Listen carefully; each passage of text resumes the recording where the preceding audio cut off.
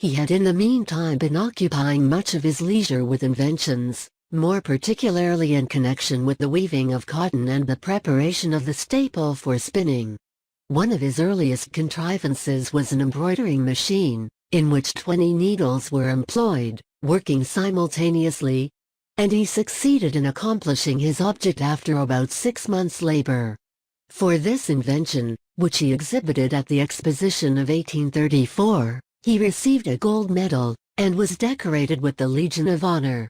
Other inventions quickly followed: an improved loom, a machine for measuring and folding fabrics, an improvement of the bobbin and fly frames of the English spinners, and a withe winding machine, with various improvements in the machinery for preparing, spinning, and weaving silk and cotton. One of his most ingenious contrivances was his loom for weaving simultaneously 2 pieces of velvet or other piled fabric, united by the pile common to both, with a knife and traversing apparatus for separating the 2 fabrics when woven. But by far the most beautiful and ingenious of his inventions was the combing machine, the history of which we now proceed shortly to describe. Heilmann had for some years been diligently studying the contrivance of a machine for combing long stapled cotton, the ordinary carding machine being found ineffective in preparing the raw material for spinning, especially the finer sorts of yarn, besides causing considerable waste.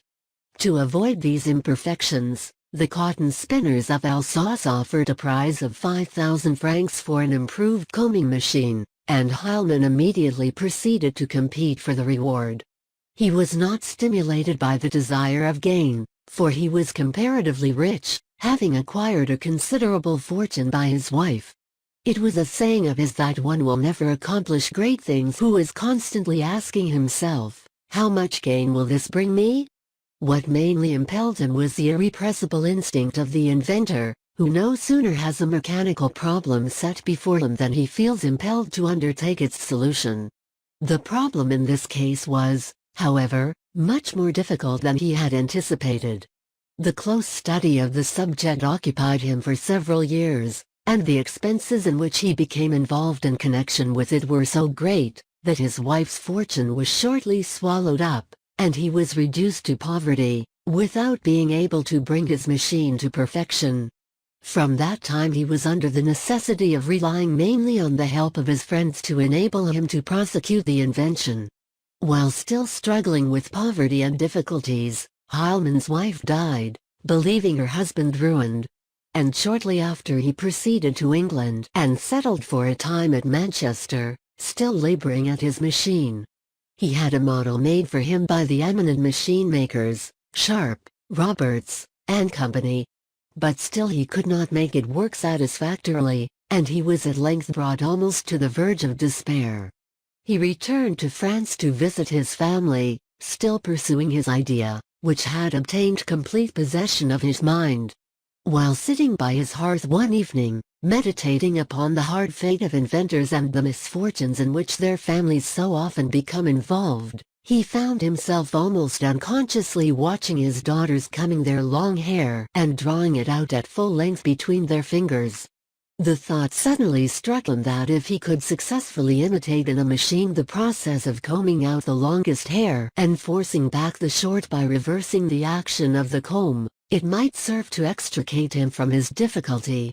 It may be remembered that this incident in the life of Heilmann has been made the subject of a beautiful picture by Mr. Elmore, R.A., which was exhibited at the Royal Academy Exhibition of 1862.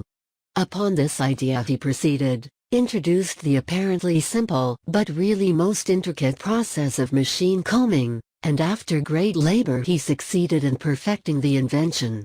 The singular beauty of the process can only be appreciated by those who have witnessed the machine at work, when the similarity of its movements to that of combing the hair, which suggested the invention, is at once apparent. The machine has been described as acting with almost the delicacy of touch of the human fingers. It combs the lock of cotton at both ends, places the fibers exactly parallel with each other, separates the long from the short, and unites the long fibers in one sliver and the short ones in another.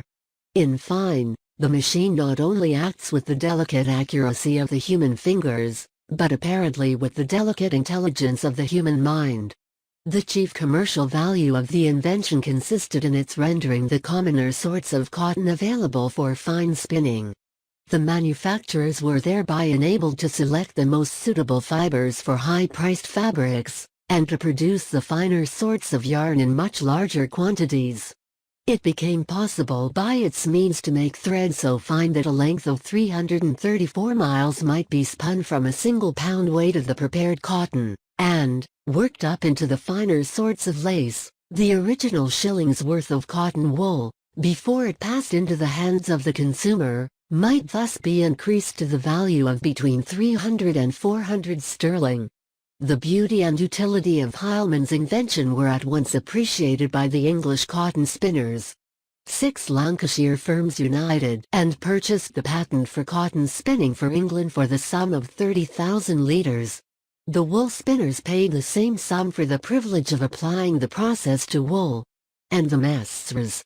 Marshall, of Leeds, 20,000 for the privilege of applying it to flax. Thus wealth suddenly flowed in upon poor Heilmann at last. But he did not live to enjoy it. Scarcely had his long labors been crowned by success than he died, and his son, who had shared in his privations, shortly followed him. It is at the price of lives such as these that the wonders of civilization are achieved.